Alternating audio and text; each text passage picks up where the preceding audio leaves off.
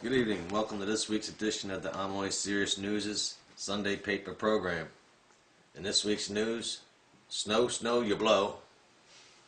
California dreaming of snow or rain, actually, cracker please.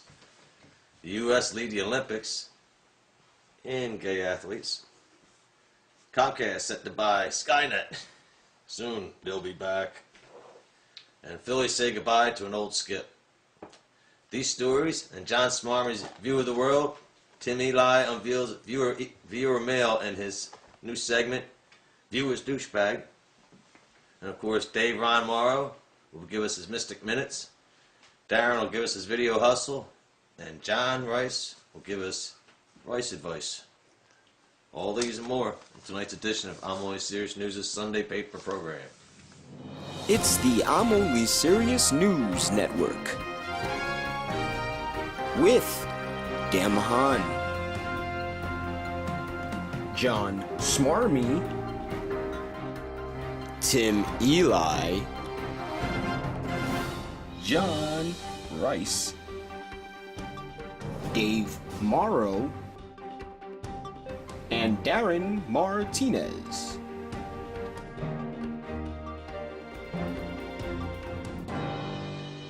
A new song is being sung across the Northeast United States corridor, and it's not stronger than the storm.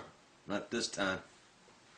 With electricity being down and power being out, many of us were very not stronger than the storm. No, the new song is Snow, Snow, Go Away, Come Again Some Other Day, which it has, repeatedly, day after day after day. In fact, from Georgia to New England, Americans are digging out of the snow again this week. And now, to make matters worse, rock salt is in very short supply. In fact, some people have gone to throwing saltines on the sidewalks. Yeah, cracker please. Cracker please. Of course, there's some local stores that go into gouging, as most will do in the supply and demand market. The True Value, cracker please with that name, because there's nothing true or of value at that store, where now their $10 bags of salt are selling for $35. It's over there in Willgrove Ave in Wyncote. I suggest for all you locals around there that come spring and you need your supplies, hit Cheltenham Ave and head east 2 miles to the Home Depot, or west 3 miles to the local hardware store in Flowertown. And F True Value. In fact, major winter storms have hit all across the United States, in the Midwest as well, where huge avalanches have blocked off some of the major mountain passes, as well as burying a few dumbasses who thought it was a good idea to ski in an unsettled remote mountain slope. And in Pennsylvania, the turnpike was shut down for 5 hours on Valentine's Day due to a 100-car pileup. Now, the first vehicle to start the chain reaction was a jackknife tractor trailer, and the rest of them were just jack-offs going too fast for conditions. Cracker, please. All the snow and ice will soon be thawing though, folks, bringing on a new spring season called the spring flooding season. That's right, which is followed closely by the summer hurricane season. Yeah, well, it's better than when folks out there in California, where droughts out there in California and the Southwest have hit biblical proportions. We're talking 7 years of drought. In fact, Lake Mead, which feeds both Las Vegas and the city of Los Angeles, is at record lows. And if it continues in its current form, it'll be down below the intake pipes for both cities by summer. Talk about cottonmouth. Governor Jerry Brown in California is getting a jump on this though, folks, by offering free sign language classes, since you won't be able to talk to anybody come summer. Come summer. With news of this happening on both coasts, President Obama was heard to say, "My house is sure going crazy." Take that. But speaking of President Obama, he was kicked in the rear again. This time when the Afghan government released 80 prisoners who were deemed extremely dangerous by our officials overseas and in the military. Many of these had American blood on their hands. What do you say? That's it. That's it. Mr. President, we've done all we can do, and we can't do no more. It's time to bring our men and women home from over there. Set them up on the border with Mexico. They can finish out their service protecting us from the real terrorists. Them bastards stealing our jobs. That's right. And as for the Afghans, yeah, we'll send them money or whatever, but no more soldiers. We'll just keep a carrier off the coast with some of them drone planes to hunt down the terrorists still. Cracker, please. And the Olympics, folks, continue in Sochi with the U.S. now in the lead in the overall medals count. And our hockey team beat the Russians, too. But speaking of the Russians, President Vladimir Putin, known as Vlad the Glad, not a gay type of glad, mind you, just glad, has been stopping off at different parties of athletes from countries from around the world just to show off his little shtick. Now, he might be anti-gay in his laws and in his speech, but to see the way he dresses, Cracker, please, he's the gayest official over there. Finally, for international news, folks, Mexico is hosting leaders of U.S. and Canada this upcoming week and plans to bring up the discussion of the monarch butterfly. Yes, it's a migratory insect that goes from Canada to Mexico every year and is near extinction. However, the cartels who have the Mexican population near extinction will flourish. Will flourish. Yes, yes. And with more on our international scene, we go to our very own John Smarmy with his Eye on the World segment. Smarmy? Thank you, Dan. Happy Black History Month as well. Hey folks, Smarmy here. Terrell Owens' wife was hospitalized after a suicide attempt. I thought suicide was a white thing. Guess I was wrong. I recently tripped over some black ice. By the way, why do scientists call it black ice? I think it's racist. Isn't clear ice the deadly one? I don't know. But anyways, makes you fall on your ass. I watched the slam dunk competition last night. How does black gentlemen jump so high?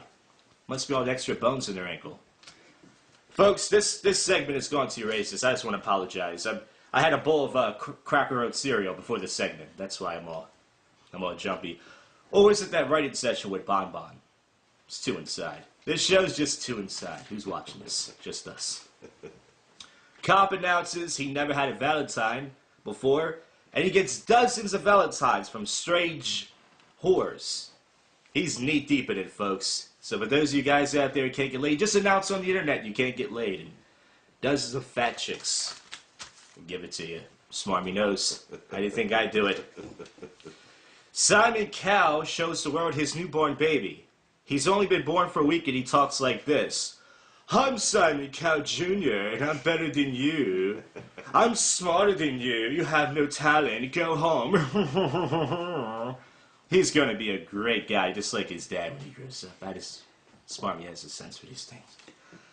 Woman is arrested for being an unlicensed cosmetologist. She's been vampire facelifts and butt lifts. That explains why I'm walking around with a Nicki Minaj dump, everybody. That's right. I got dunk. Smarmy's got a dunk. Who says I don't have it, kids? Michael Dunn arrested for first-degree murder for shooting into a car full of teenagers. And he actually got off for a mistrial.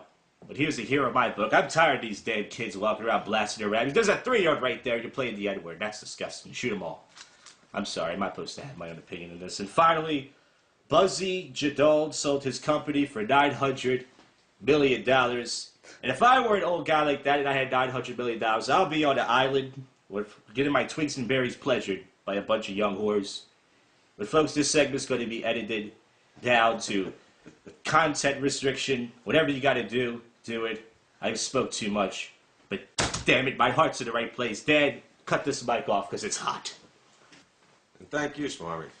And all Black America thanks you for that warm Black History Month heads up. Well, for local news, folks, Philadelphians have resorted to using their parking chairs, that's their folding chairs that they use to save their parking spot, as weapons to knock people out and steal their bags of salt due to the rock salt crisis here in the city of Philadelphia. Don't you worry, I'm always serious. Truthfully though, this is the time of year for those of you who got the balls to do it, to start getting your summer furniture collection together. That's right. This week alone, I was able to pick up 6 chairs and a picnic table. Well, I was only following what Mayor Nutter Butter Peanut Butter told all Philadelphians not to do, and that's not to put things out in the street, because you can't save that spot where you pulled your car out after shovel for 3 hours for when you come back. You can't do it. Of course, there were several people shot and taken to area hospitals this week for trying to carry out the Mayor Nutter Butter's Peanut Butter Parking Rights Authority segment. In other snow news, Philadelphia schools have already missed several days due to snow and are canceling your spring break, kids. Yeah, them days off of snow are great until the piper comes calling for the spring days back. But just to let you know some little bit of Philadelphia history, it was in Philadelphia, in fact, where the flexible flyer was first invented and produced. That's right, that famous old sled with the metal rails. Of course, now they're producing them in China, and they're mistakenly labeled flexible wires. Yes, that's what they're called now. So if you Google them, start with an R. And finally, in Philadelphia, cable giant Comcast has made a move to acquire Time Warner Cable, the nation's second largest cable provider behind Comcast. Yeah. Now, it isn't so much a TV, but if they get through with this, 1 out of all 3 people who go on the internet in the U.S. will be going through their service. Yeah. F the NSA. Fear Comcast. Well, with that in mind, folks, let's go on now to Tim Eli's segment, Viewer's Douchebag, where he gets a chance to read some of your comments, so we say. Tim? Thank you, Dan. Thank you. Ladies and gentlemen, viewing public of IOSN, we've got a lot of readers' mail, both through the U.S. Postal Service, of course, that was mailed over a year ago, and of course through email. We're averaging now 1 letter every 72 hours. We might have to actually hire an open mic comic to help us keep up with the mail. But we're going to address that subject here in a new segment. It's called Viewer's Douchebag. First letter we have. Dear Tim, my husband and I have been married for 6 years. His family and my husband he has a younger brother, but they rarely speak of him. All they've ever told me is that he's in jail. I've never met this younger brother, and that's all they would ever tell me about him. So I decided to start poking around on the internet to see what I could find out. I'm just curious as to what did he do that he's in jail, and why do they never speak of him? Tim, should I feel guilty for going behind my family's back like this to find out? Signed, All in the Family. Dear Dingbat, stay the hell out of your in-laws' business, okay? If you want to start poke around into your own family's background. You'll find out that your dad's got 3 nubile young ladies chained up in the attic. Your grandfather was a slave trader, all right? So when it comes to dealing with your husband, 3 F's. Feed him, fuck him, and shut the fuck up, okay? Letter number 2. Dear editor. So I went from editor to whatever. Dear editor, my husband and I are both in our 50s. Recently, I was in the hospital recovering from surgery. The doctor came in to check me out, and he commented that I had pretty feet. At first, I was flattered, but then I started to feel guilty. Should I tell this to my husband? Would my husband be jealous? Signed, Feet Don't Fail Me Now. Dear Feet, you say you're in your 50s? Be thankful that somebody found something about you that's attractive, because by now you probably have labia that look like saddlebags from John Wayne's horse. You probably got tits that look like sand in an old gym sock. Just be thankful and leave it at that. Our next letter. Dear editor, I take this time to reach my entire public and announce that my retirement is coming. 2014 will be my last season in professional baseball. I always told myself that when it became too much of a job, it was time to hang it up. Signed, the captain. Dear Captain, what have you done for me lately? You say you're 40 years old and playing baseball feels like too much of a job? What the fuck is wrong with you? You want to feel like too much of a job?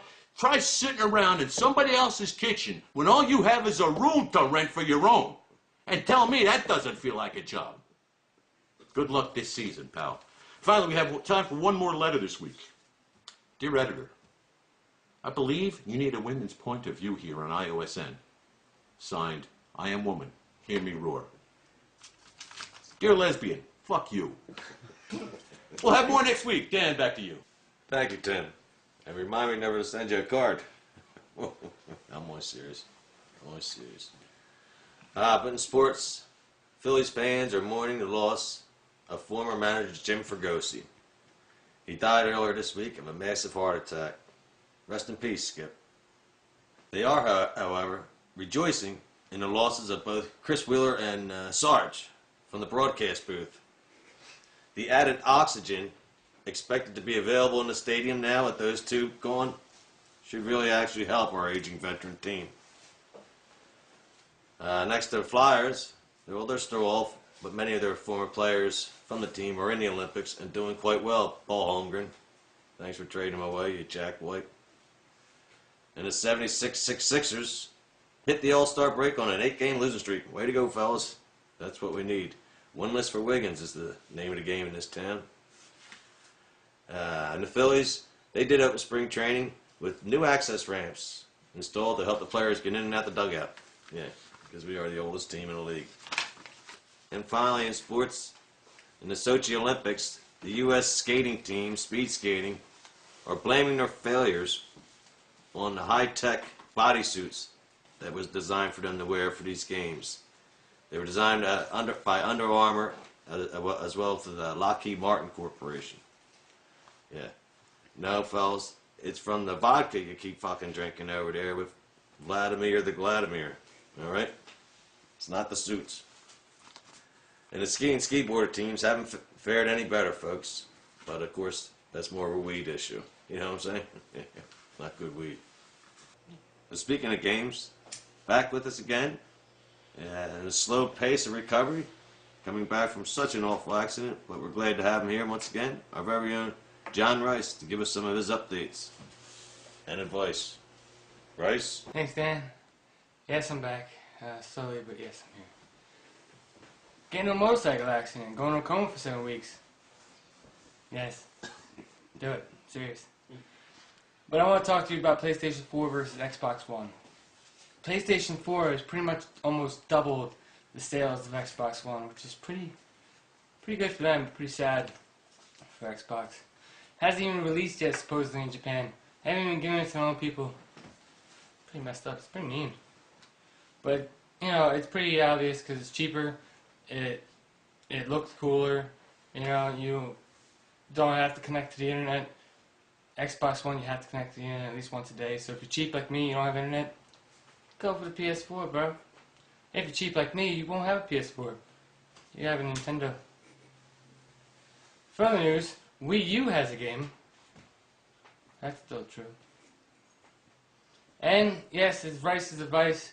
And I want to talk about something that I heard someone else actually say, but it's true advice. When in pain, just rice it. Rum, ice, cola, elevate. Yes, it's very true. It's very good advice. Back to you, Dan. Thank you, Rice. And thanks for his advice earlier when I asked him, what if the Phillies suck? How can I avoid watching some of their games? And he said, easy. Get in a motorcycle accident and go in a coma for, how many? 7 weeks. See? Yes, Rice's advice. I like it. Well, some entertainment news, folks. It is Black History Month. And so, while skipping through the channels the other night, I decided to view what movies were available to watch in honor of Black History Month. Here's a short little list. Driving Miss Daisy. Menace to Society. Boys in the Hood. And All About the Benjamins. Crack up, please. Yeah. That'd be like showing a bunch of Irish drunks during St. Paddy's Day. And it ain't gonna happen. But in sadder news, with the entertainment industry, Shirley Temple has now died. Yeah. What is she, 75, 85 years old? So which means now you can start putting alcohol in them things. That's good news for the bars. But more on the movie news. And I know he was a big fan of her movies too, I'm sure, when he did his research for school. Our very own Darren Martinez. Darren? Yes, thanks, Dan. So I saw RoboCop today, the remake. Oh, yeah? Yeah. Good? Did you see the original? Oh, I loved it. Yeah. I wish I could say that about the remake. I wish I could say I loved it, but it wasn't the original. And that was the problem with it. It was just not well written, and just didn't have the same feel. But we're going to move on from that for right now. All right, that's what I saw this week. I got 3 movies I want to recommend you check out this weekend. The first one being, since this day just passed, why don't we go and watch Groundhog Day? It's a fun movie. If you've seen it already, you can go ahead and watch it again, and then again, and again, and again, and again, and again. Okay. That's but you gotta check it out. It's a good movie. I don't want to spoil anything, but you're gonna love it if you've never seen it. Going into RoboCop, since I saw it, Michael Keaton was in that film. Now Michael Keaton was recently on the internet talking about Beetlejuice 2. No way. Yeah. And so since he's talking and he's being talked about, why not go and check out Batman? Yeah, that was a classic. Yep. This is the film that introduced me. You know, I was born in '82, so this is right when I was a little kid. You know, this came out, so that was my favorite film growing up. And speaking of a remake, RoboCop was a remake, and I don't think it was a good remake. So was Total Recall. They did that, and I don't think that was a good remake either. I didn't like the remake of that. Yeah, but some ones you can't touch, but Yeah. based on the characters who played it. exactly. Yeah. But there are some remakes that are actually really good. And some that stay true to, you know, that era of when they were originally filmed. Like a lot of these films are remaking 80s films, Right. and a lot of the reason why we love these films is because they have this feel that you can't get out of films nowadays. Because back then everything was more practical. You know, you didn't rely so heavy on computer animation and computers in general. So that's something you can't duplicate. Unfortunately, fortunately for us, Fright Night did it right. They did a good remake of the original Fright Night. Fright Night, the original one of my favorite films from that decade, and that was just a great remake. So check it out. It's starring Colin Farrell, who I think is an excellent actor. He was also in Saving Mr. Banks, which I saw and I reviewed on the show. Excellent movie. He did a great job in that film. So that's all I got for you, the 3 films, and skip RoboCop. Go watch the original. Thank you, Darren. And maybe we'll see that one on video. That didn't get cut off on the last thing, by the way. Well, before we wrap up for tonight, folks, we have our final segment with Dave Ron Morrow and his Mystic Minute. Dave, Ron. Yes, thank you, Dan. I am Dave Ron Morrow. This is the Mystic Minute. I am, of course, your host, unpublished author extraordinaire, paranormal investigative journalist, and black belt in psychic jiu-jitsu. I have some very pressing news. A source of mine currently in Sochi for the Olympic Games stated that he spotted Pierre Lapierre apparently wandering around the town of Sochi. That you see the wild dog population there is perfect for blood sacrifice of all kinds. They're disappearing fast, too, they say. Yes. That's not the Russian government that's collecting those hounds. There's a team of Scandinavian mercenaries that Pierre Lapierre has made contact with. Actually infiltrated the team of animators at the Sochi Olympics. If anybody remembers from the opening ceremony, when the 5th ring would not light up, the image that stayed in its place instead was actually a sigil opening a dimension outside of our own. Now, who Pierre Lapierre has made contact with, I've not been able to discern yet. I've yet to truly traverse the astral plane, round up some of my nastier friends. But I'm sure I'll find out what that son of a bitch is up to sooner rather than later. Does that mean trouble for the Olympics? It could, but not if I beat him to it. Well, we're counting on you. And Ron. You might sit this one out. I'll try to talk him into it. We'll just see if we can. Have a good evening, folks. Do not worry. I will inform you of the inevitable capture and execution on live webcast at DaveRonMorrow. Or Gov. I'm trying to remember which one hasn't expired yet. Net. I'll just send you YouTube. You know what the Russian one for net is? Not with a K. I think it's .net. .net. Have a good evening, ladies and gentlemen. Well, thank you, Dave, and good luck. The country is behind you. Well, that about wraps it up for us tonight, folks. Hope you enjoyed this edition of the I'm Always Serious News Network Sunday paper program. The Olympics are still on, so support your Olympians by watching the TV and buying the crap they advertise. You know what I mean? Thanks again and have a good night. For myself, for Darren, for Tim, for John, for Dave, and for Smarmy, thank you all for watching.